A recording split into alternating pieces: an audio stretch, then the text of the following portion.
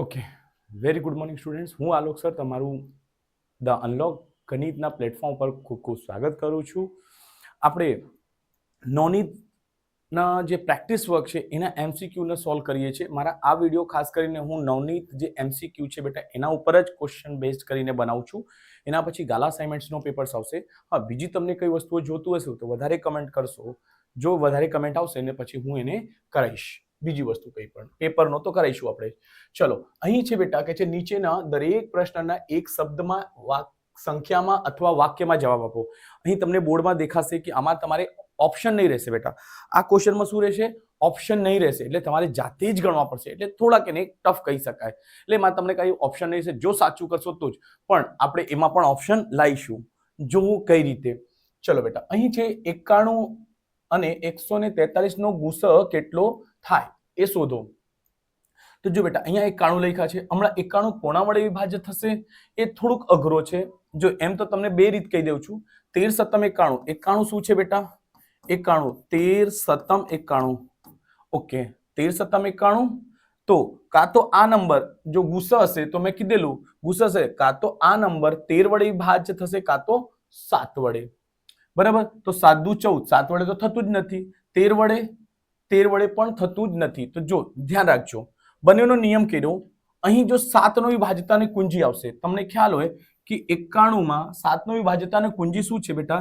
જે છેલ્લી સંખ્યા હોય એકમનો અંક જે રહેશે તેમાં 2 વડે ગુણી દેજો. કેટલા વડે? 2. 2 એકુ 2. પછી જે બચે છે સંખ્યા 9, એટલે 9 માંથી 2 બાદ કરજો. 9 માંથી 2 બાદ કરવાનો રહેશે. જો એટલે 9 માંથી 2 જશે. 9 - 2 એટલે 7. અને 7 7 વડે વિભાજ્ય છે. ધ્યાન રાખજો, 7 આવી જાય, 0 આવી જાય, 7 દુ 14 આવી જશે તો એ ચાલશે. જો આ પણ ચલો અહીંયા 7 સમજાઈ ગયું પેલા ને? ફરીથી સમજો એક વખત. 91 છે, જે બી સંખ્યા હોય 7 વડે વિભાજ્ય, બરાબર? તો એને છેલ્લી સંખ્યાને ડબલ કરો. જે બી રહેશે 1 છે, 1 વડે 2 ને વડે ગુણી દો. 1 ગુણ્યા 2, 2 એકુ 2 આવશે. એટલે 9 માંથી જે બચેલી સંખ્યા છે, પછી આ બચેલી સંખ્યા છે, બચેલી સંખ્યામાંથી 2 ને બાદ કરો તો 9 માંથી 2 જશે 7. 7 7 વડે વિભાજ્ય છે, એટલે આ 7 ની વિભાજ્યતાની કુંજી એને લાગુ પડે. એવી રીતે 143. તો 143 કોના વડે ભાગ થાય? તો અહીંયા 11 નો નિયમ આવશે બેટા.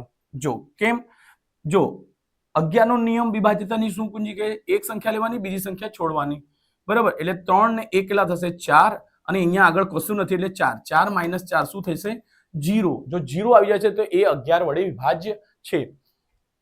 રાઈટ? ચલો, તો અહીંયા 11 વડે ભાગશો તો જો અહીંયા 143 છે, 11 વડે ભાગીશું. 11 એકુ 11. કેટલા બચે? 3. 14 માંથી 1 જશે 3. 3 અને 3 33. એટલે 11 ને પછી 13 ને 13 વડે ભાગજો. 13 એકુ 13. એટલે 143 ના અવયવ શું પડશે? તો જો હું વિભાજ્યતાની કુંજી કહું છું એ તમારે ખાસ ધ્યાન રાખવાનું છે બેટા. અહીં આવશે એનો 13 ગુણ્યા 11. ધ્યાન રાખજો. હવે શું શોધવાનું છે? HCF. શું શોધવાનું છે બેટા? HCF. HCF શું હશે? તો HCF સર જે હોય છે ગુસા શું હોય છે? જો બંનેમાં કોમન હોય તો બંનેમાં કઈ છે? 13 છે. એટલે આ તમારો જવાબ શું આવશે? 13. હજુ કન્ફર્મ કરીશું. ધ્યાન રાખજો બેટા. ચલો, જે HCF આવે તો મેં તમને કીધું HCF શું કરશે? જો HCF આપેલ સંખ્યાને છેદશે. આપેલ સંખ્યાને છેદશે. જેમ કે અહીં છે 13. 13 ને ભાગાકાર, જો આ 13 એને ભાગવું જોઈએ પૂર્ણાંક સંખ્યામાં. 13 સત્તમ 91. તો એનો શું આવ્યું? 7 જવાબ આવ્યો. અહીંયા 13 વડે ભાગો તો 13 એકુ 13. કેટલા વચ્ચે? 14 માંથી 13 જશે 1 અને 13. તો અહીંયા આવશે 13 એકુ 13. જો બંને સંખ્યાનો ભાગાકાર પૂર્ણાંક સંખ્યામાં થઈ ગયા તો જવાબ 100% સાચું છે. તો કમેન્ટ કરીને જણાવજો જો તમને મારી આ ટ્રીક ગમે છે તો.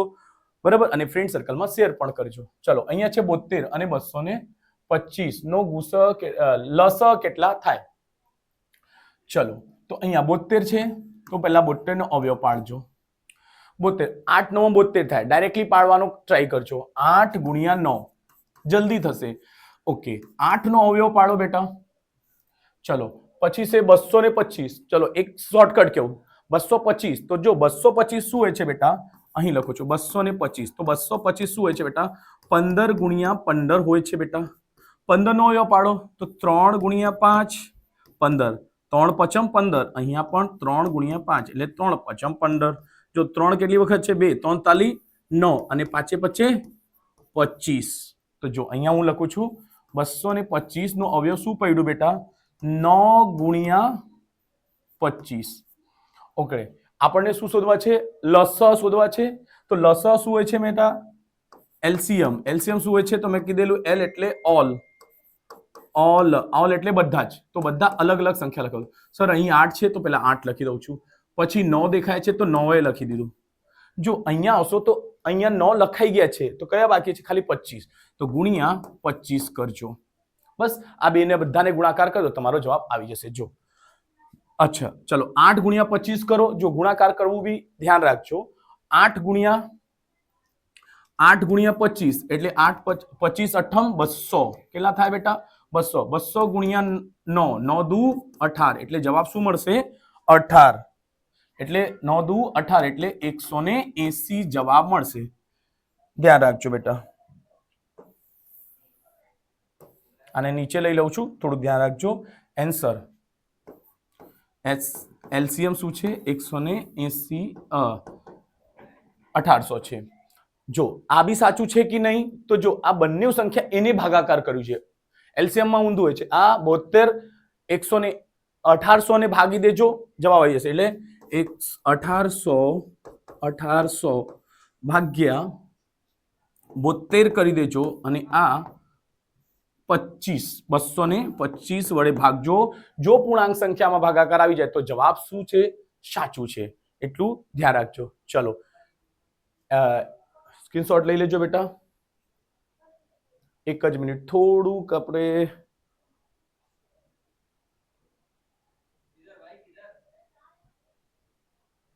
ઓકે ચલો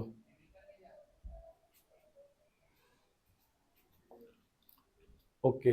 અહીંયા છે 96 અને 160 બંને નિશેષ ભાગી શકાય તેવા મોટા મોટી સંખ્યા જણાવો. ઓકે, આમાં સ્ટુડન્ટ કન્ફ્યુઝ હોય છે કે સર આપણે ગુસા શોધાશે આવા સવાલમાં કે લસા શોધાશે? બરાબર, ચલો એની બી તમને ઈઝી ટ્રીક કહીશ. ચલો પહેલા 96 નો અવયવ પાડી દો. ગમે તે સંખ્યા હોય પહેલા એના અવયવ પાડવા પડશે. સર 2 વડે ભાગાકાર થશે.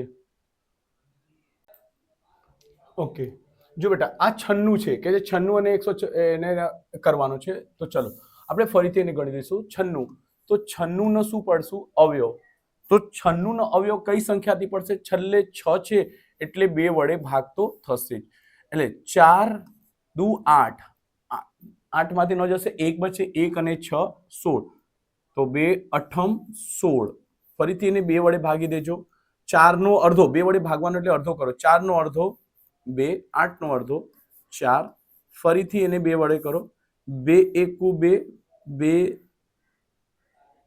દુ 24 નો અડધો 12, પછી 12 નો અડધો 6, પછી 6 નો અડધો 3, પછી 3 નો અડધો એટલે 3 એકુ 3. તો એના 96 નો શું અવયવ પડશે બેટા? 96 નો અવયવ પડશે 1 2 3 4 5, 2 ની ઘાત 5 ગુણ્યા 3. ઓકે, 96 નો અવયવ પાડી દીધો. એવી રીતે કઈ છે બેટા? 160. 160 નો અવયવ પાડવું ખૂબ જ ઈઝી છે. કેમ ઈઝી છે? દુનિયાની કોઈ પણ સંખ્યાના છેલ્લેમાં જો 0 દેખાય તો એના પહેલે એવી રીતે કરજો. 16 ગુણ્યા 10, 16 ગુણ્યા 10 એટલે 160. 16 નો અવયવ પાડજો, તેને સાથે 4 14 16. 10 નો અવયવ પાડજો એટલે 2 ગુણ્યા 5. તો 2 ના અવયવ અને 5 ના અવયવ નહીં પડશે, 4 ના અવયવ પડશે. તો અહીંયા તમે 2 ની ઘાત 2 લખી શકો. આને પર 4 2 દુ 4, 2 દુ 4 ગુણ્યા 2 ગુણ્યા 5.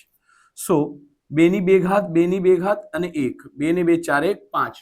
તો થોડુંક અહીંયા હું નીચે લઈ લઉં છું.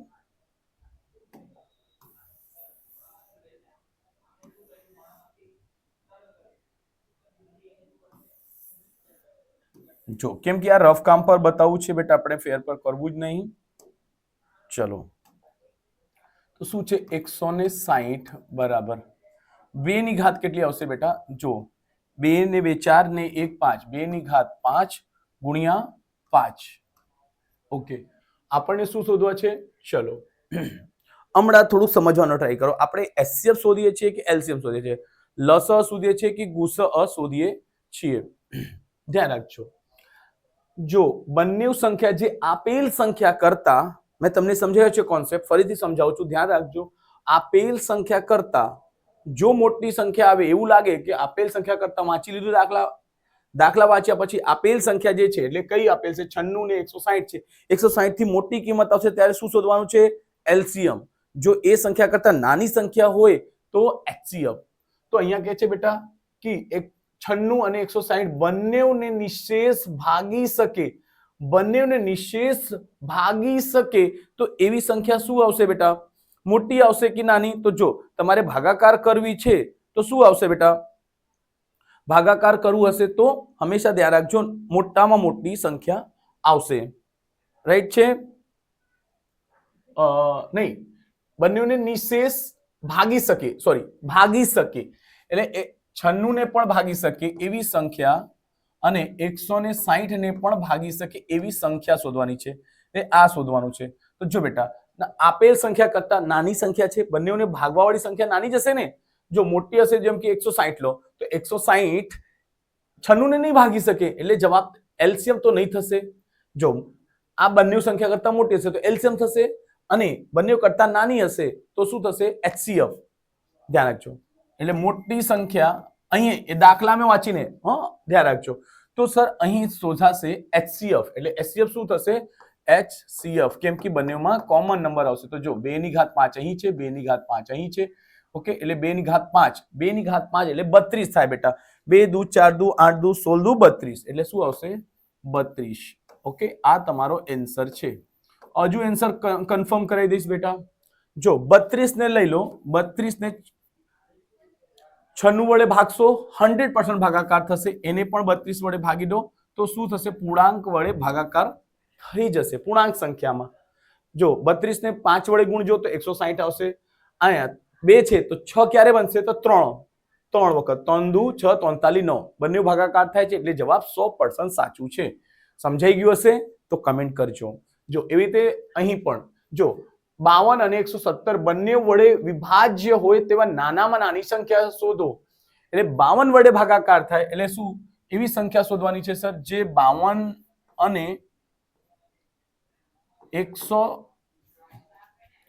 117 બંનેને ભાગી શકે તો ઉપરની સંખ્યા શોધવાની છે આ વખતે. એટલે 52 એને ભાગી શકે, 52 વડે વિભાજ્ય હોય અને 117 વડે પણ વિભાજ્ય હોય તો તેવી સંખ્યા એલસીએમ આવશે. મોટા એટલે ઉપરની સંખ્યા છે, નાની ને મોટા ધ્યાનમાં નહીં રાખવાનો બેટા, એમાં અમુક વાર કન્ફ્યુઝન થશે. એટલે શું સમજાઈ ગયું કે આપેલ સંખ્યા કરતા મોટો જવાબ આવશે તો એલસીએમ. ચલો પહેલા તો અહીં એને અવયવ પાડશું. એટલે જોજો અહીં 52 ના અવયવ પાડી લેશો બેટા. પહેલા 2 વડે ભાગશો, 2 26 દુ 52, પછી ફરીથી 2 વડે ભાગશો 13, 13 એકુ 13. ચલો પછી કઈ છે 117, તો 117 13 વડે ભગાશે બેટા. ધ્યાન રાખજો ઘણી વખત 117 આવતું છે, 17 તમને યાદ જ થઈ જશે. 17 9. બીજી વસ્તુ 117 ને 3 વડે ભગાશે કે નહીં એ ચેક કરો. 7 અને 1 8, 8 અને 1 9. 117 નો સરવાળો કરી દો. 3 થી વિભાજ્યતાની કુંજી શું છે બેટા? બધી સંખ્યાનો સરવાળો કરી દો એટલે 7 અને 1 8, 8 અને 1 9 એટલે 3 વડે ભગાશે. ચલો તો હું પહેલા એને 3 વડે ભાગીને કહું છું. 3 તાલી 9, 3 તાલી 9. 11 માંથી 9 જશે 2, 2 અને 7 27, 3 9 27 એટલે 3 વડે ભાગાકાર થશે.